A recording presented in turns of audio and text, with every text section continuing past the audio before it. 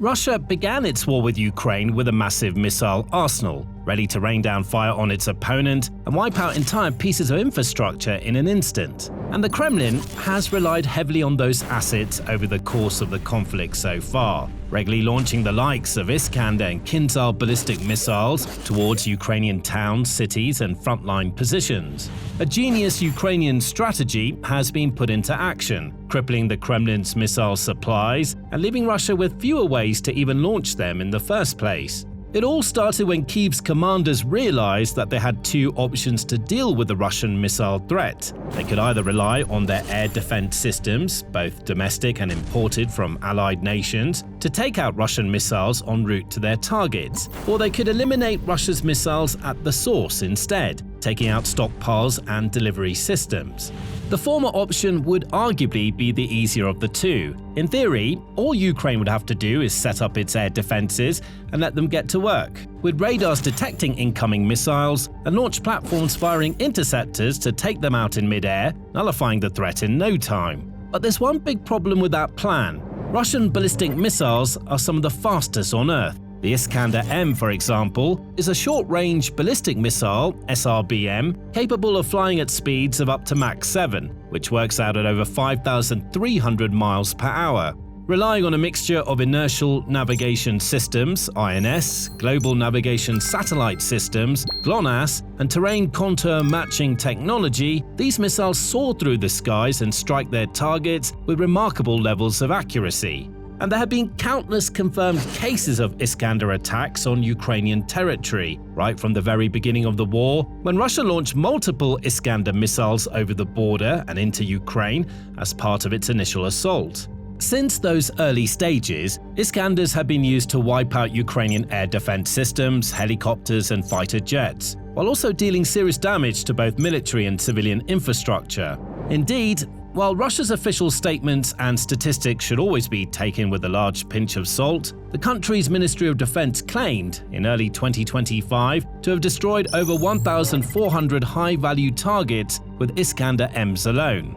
The Kyiv is even faster. An air-launched ballistic missile with a range of up to 1,242 miles or 2,000 kilometers, the Kyiv can reportedly reach peak speeds of Mach 10, over 7,600 miles per hour, placing it in the top 10 fastest ballistic missiles currently in operation. Like the Iskander, the Kyiv has been used to devastating effect in Ukraine. There have been reports of these missiles taking out a diverse range of targets, including weapons depots, fuel storage facilities, drone plants, and critical infrastructure. Because these missiles are so fast and advanced, most of Ukraine's air defenses simply aren't capable of reliably and consistently intercepting them. It has to instead rely on the US Patriot system to have any chance of stopping the likes of Kyiv and Iskanders before they strike their targets. Unfortunately, Ukraine doesn't have enough of these systems for nationwide coverage. An even bigger problem is the lack of PAC-3 missiles, which the Patriot uses. These missiles aren't just in short supply in Ukraine, but all over the world, with only around 600 to 700 being produced each year. And Ukraine isn't the only country that wants them. Numerous other nations have placed their own orders for PAC-3 missiles, and each one is worth in excess of $3 million, making it particularly difficult for Kyiv to acquire the ample amounts of interceptors it needs to withstand Russia's intense aerial assaults. A report from March 2026 revealed that Ukraine has only received around 600 of these missiles over the course of the entire war. This was confirmed by Dmytro Litvin, one of the close advisors to Ukrainian President Volodymyr Zelensky. That's simply not enough. In an ideal world, Ukraine would need several hundred PAC-3s every single year to be able to bring down most, if not all, of Russia's ballistic missiles.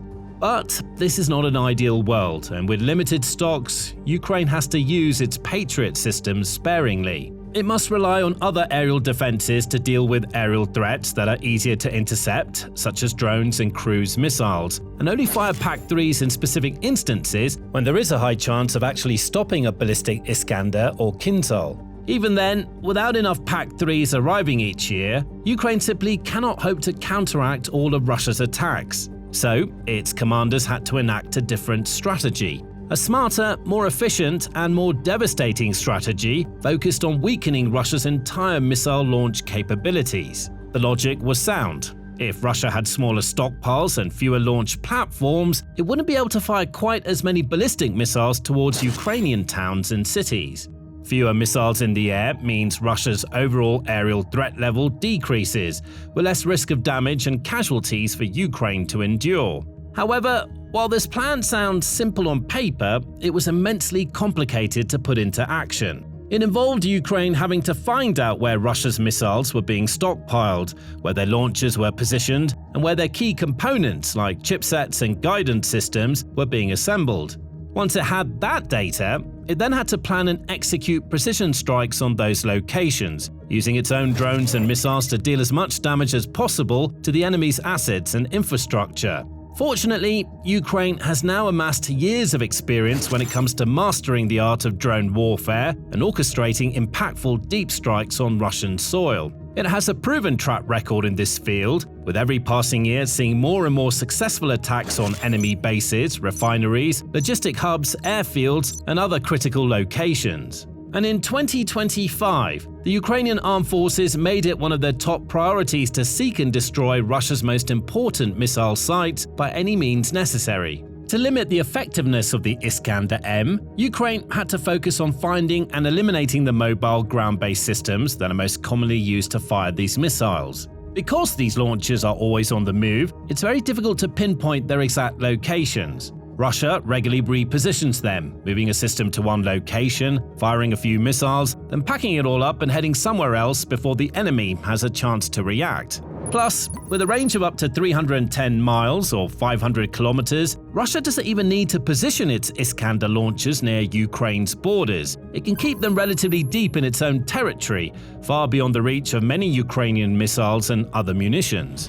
For some military forces, it would be an almost impossible task to find and destroy these systems. But not for Ukraine. Patiently, its teams watched and waited, knowing that eventually Russia would make a mistake. And when it did, Ukraine would be ready to pounce. In June 2025, that moment arrived. The General Staff of the Armed Forces of Ukraine reported a successful strike on several Iskander missile launchers in the Bryansk region of Russia. Ukrainian surveillance teams managed to spot the systems not far from the city of Kyiv. It's believed that they were being prepared for a strike on a Ukrainian city, most likely the capital Kyiv, since they were positioned quite close to the country's border.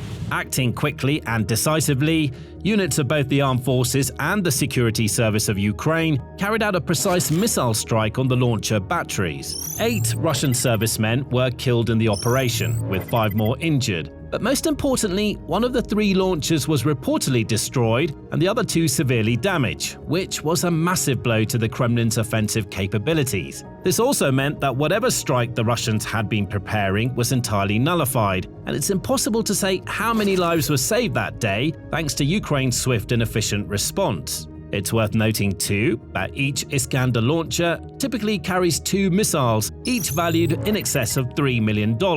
So, when one of these systems is destroyed or even damaged, it's not just a logistical blow for the enemy to endure, but a financial one as well. And Russia was already reeling at that time after another high-profile attack had obliterated its Kinzhal launch platforms just a few days earlier. But before we take a closer look at that, there's more where this came from. So if you're getting value from the military show, don't forget to subscribe.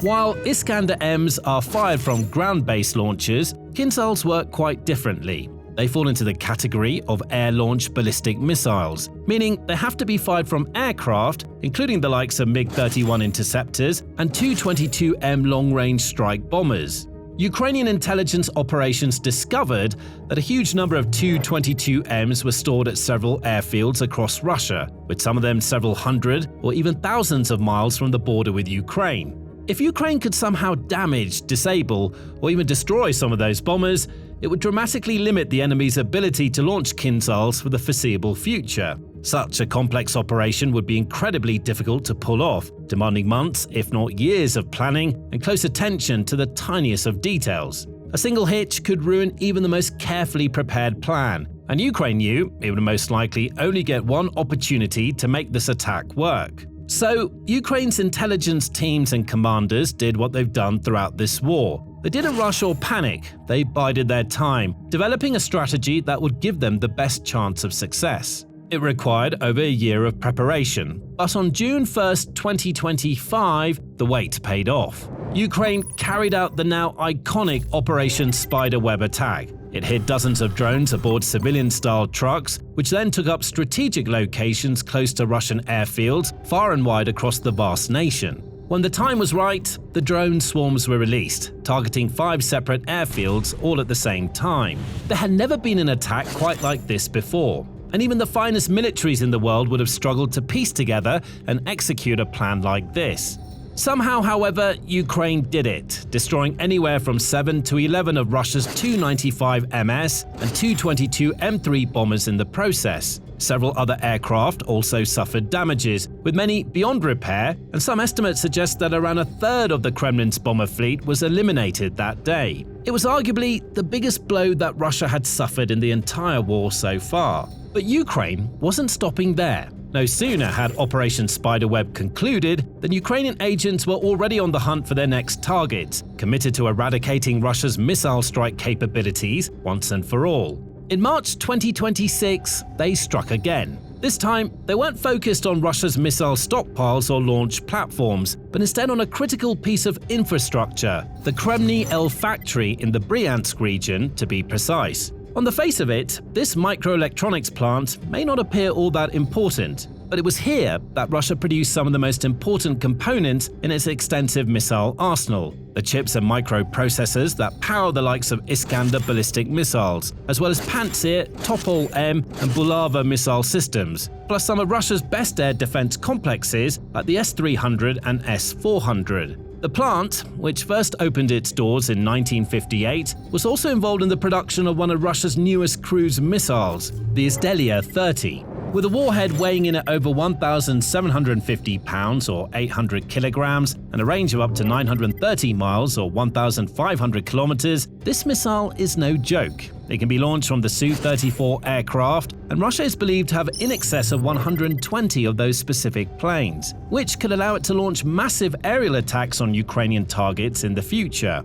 Ukraine has already witnessed the destructive powers of this missile. In early March 2026, it's believed that one or more of these missiles wiped out a residential building in the Kyiv region, with 10 people killed in the blast and more than a dozen others injured. It's certainly possible that some of the core components found inside that missile, and countless others, came from the Kremny plant, the second largest microelectronics manufacturer in all of Russia. So, Ukraine took it out. On March 10, the country's armed forces carried out a precision missile strike using Storm Shadow missiles, which had been sent to Kyiv from France and the United Kingdom to deal as much damage to the facility as possible. 7 missiles were confirmed to have struck the factory, with its central building being completely destroyed and missile component production completely halted. This is so important because without those chips and other elements, Russia will not be able to make more missiles like the Iskander M and Iskander 30 in the quantities it needs to overwhelm Ukrainian defenses. In addition, it's believed that at least some of the equipment that was used at the facility originally came from countries like the United States and Japan. Some of that gear was decades old, and with both the US and Japan unwilling to do business with Russia right now, the Kremlin faces an impossible task if it wants to replace that equipment and get the factory up and running once again. Other places that could help, like Taiwan, which is one of the world leaders in microelectronics industry, also have no interest in aiding Russia, leaving Moscow with a rising pile of problems and no obvious solutions. As a result, it could take years for Russia to rebuild this facility and restore its original production capacity. In the meantime, it may have to resort to more drastic and desperate measures, like smuggling in chips from overseas just to keep its missile program going. Even then, it will have a hard time making the likes of Iskander missiles in the quantities it could before. And that's good news for Ukraine, which should as a result find it even easier to plan its next moves, which could include additional attacks on other production plants, launch platforms, or ammunition stockpiles far and wide across Russia's regions.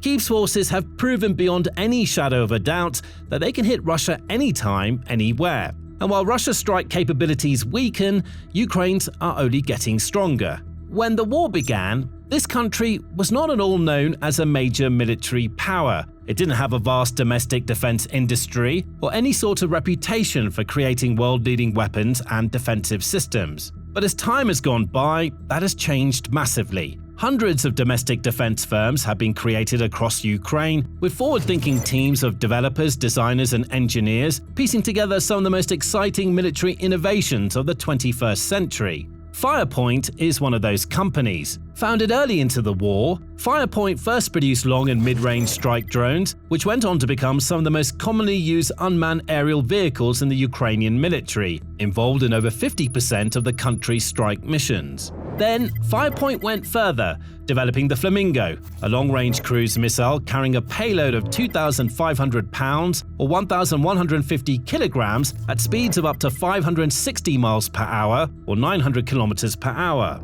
Capable of covering distances of around 1,850 miles or 3,000 kilometers, the Flamingo has quickly become one of the best weapons at Ukraine's disposal, using satellite guidance to hone in on its targets and low-altitude flight paths to evade detection and interception as it draws nearer to its destination. 2026 has seen several confirmed reports of Flamingo missile strikes on Russian military facilities, many miles from the front line. Targets include the Votkin's machine building plant in Udmurtia, where ballistic missiles are assembled, the Kaputsin Yar missile test range in the Astrakhan region, a GRAU ammunition depot in the Volgograd region, and a Federal Security Service (FSB) installation in occupied Crimea. With the Flamingo proving useful, and other missiles like the Neptune and Long Neptune also bolstering Ukraine's arsenal, Kyiv's forces are slowly but surely evening the odds with Russia when it comes to both sides' respective missile capabilities. And it's not stopping there. Firepoint is already hard at work on a brand new medium-range ballistic missile, currently codenamed FP7, which could pave the way for even more devastating attacks on enemy targets in the months to come. And that's just one company. Across Ukraine, other defense contractors are also working tirelessly on new drones, defensive systems, missile platforms, and other military innovations to give their country the very best chance of not merely withstanding, but perhaps even winning this war. Meanwhile, the country's armed forces are continuously looking for new targets and planning their next moves. If Ukraine can continue to get stronger missiles while also weakening Russia's ability to launch the likes of Kinzhals and Iskanders, it will continue to shift the balance of power even more in their favor. And this entire story is yet another example of how Ukraine's smart, strategic approach to this war has consistently allowed the country to defy the odds and perform far beyond expectations. Now, you can learn about another example of that in this video, which explores how Ukrainian deep strikes may have just severed the last and most critical lifeline keeping the Kremlin's war machine running. Alternatively, watch this video to learn about the next generation of AI-powered Ukrainian drones, which are already striking fear into the hearts of Russian soldiers and their commanding officers, and could be enough to change the face of this war in ways that nobody ever imagined. And finally, for more analysis, breakdowns, and news reports from the Russia-Ukraine war and other important conflicts, subscribe to the Military Show today.